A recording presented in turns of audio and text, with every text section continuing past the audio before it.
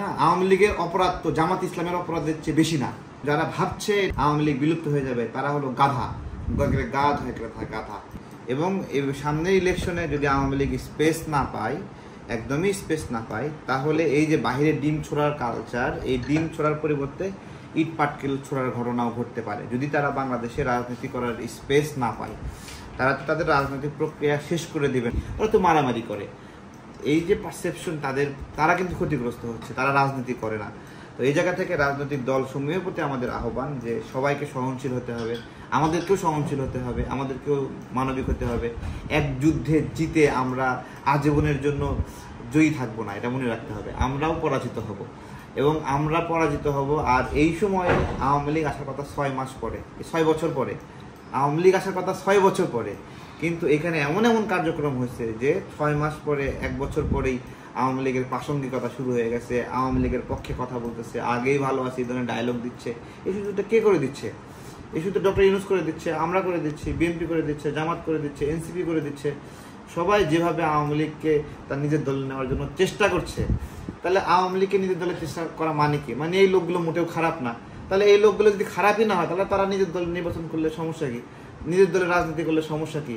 বরঞ্চ আওয়ামী লীগের যে লোকগুলো যখন এনসিপিতে যায়, ধরেন আওয়ামী লীগের একজন সন্ত্রাসী অথবা আওয়ামী লীগের একজন স্বার্থবাজ লোক অথবা পোল্টিবাজ লোক এনসিপিতে গেছে, ও কিন্তু আওয়ামী লীগ থাকা অবস্থায় আওয়ামী লীগের শক্তি ব্যয় করে ও কিন্তু আওয়ামী লীগের হয়ে মানুষকে নিপীড়ন করছে। যখন ও এনসিপিতে যাচ্ছে তখন সে কিন্তু এনসিপির হয়ে ওই একই কাজটাই করবে, ওই নিপীড়নটাই করবে। অর্থাৎ এই লোকের রাজনৈতিক দুর্বৃত্তায়ন কিন্তু বন্ধ হইল না। কিন্তু ও যদি আওয়ামী লীগ নামের দলটাতে থাকতো, তাহলে আওয়ামী লীগ হিসেবে সে কোণঠাসা হয়ে থাকতো।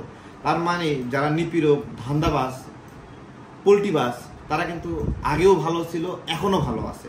তারা এখন বিএনপিতে যাচ্ছে, জামাত তাদেরকে লুফে নিচ্ছে, তারপরে এনসিপি তাদেরকে লুফে নিচ্ছে, ফলে তাদের কদর কমে নাই। কিন্তু সত্যিকার অর্থে যারা আওয়ামী লীগ হিসেবেই রয়ে গেছে তারা কিন্তু কোণঠাসা আছে। আমরা ওইটাই বলতেছি যে এই লোকগুলো, এই দুর্বৃত্তগুলো যেন দল পরিবর্তনের সুযোগ না পায়, বরঞ্চ যারা আওয়ামী লীগ করে তারা আওয়ামী লীগ হিসেবে থাকাটাই বাংলাদেশের জন্য নিরাপদ। এবং যারা ভাবছে এটা থাকবে না, আওয়ামী লীগ বিলুপ্ত হয়ে যাবে, তারা হলো গাধা, গাধা। এটা কখনোই হবে না। হ্যাঁ, আওয়ামী লীগের অপরাধ তো জামাত ইসলামের অপরাধের চেয়ে বেশি না নাকি?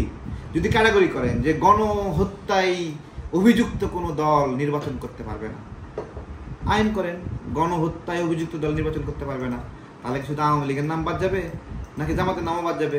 জামাত তো স্লোগান দেয় না গণহত্যায় অভিযুক্ত কেউ নির্বাচন করতে পারবে না, তাহলে দেয় না কেন? কারণ তারাও ওই একই অভিযোগে অভিযুক্ত। 1971 সালে আমাদের এই দেশে পাকিস্তানি সেনাবাহিনী আসছে, ওরা আমাদের ঘর বাড়ি চিনল কিভাবে? কোন বাড়িতে আব্দুর রহিমের ছেলে, কোন বাড়িতে করিমের ছেলে, কোন বাড়িতে আবদুল্লাহ আছে জানলো কিভাবে? জামাত জানাইছে, ওই সময় জামাতের ছাত্র সংগঠন জানাইছে, রাজাকারা জানাইছে, আল বদর জানাইছে যে অমুক বাড়িতে হিন্দু আছে, অমুক বাড়িতে মুক্তিযোদ্ধা আছে, অমুক বাড়িতে মুক্তিযোদ্ধার বাপ আছে, অমুক বাড়িতে মুক্তিযুদ্ধের এক বেলা খাওয়ানো হয়েছে, অমুক বাড়িতে আহত মুক্তিযোদ্ধার জন্য চিকিৎসা চলতেছে, তো অমুক বাড়িতে একজন সুন্দর নারী আছে, ক্যাম্পে নিতে হবে। এগুলো কি পাকিস্তানিরা জানতো? জানাইছে কে? জানাইছে এটা কে? তো যারা জানাইছে তারা বাংলাদেশের রাজনীতিতে প্রাসঙ্গিক, আর অন্যরা অপ্রাসঙ্গিক। বিচার এক পাল্লাই করতে হবে। সময়ের পরিবর্তনে বিচারের পাল্লা হালকা হয় কেন? সময়ের পরিবর্তনে অপরাধ লঘু হয়ে যায় কিভাবে? বিজয়ী হলেই অপরাধ মাপ নাকি? বিজয়ী হলেই সে আর রাজাকার না নাকি? তো এটাই একই অবস্থা।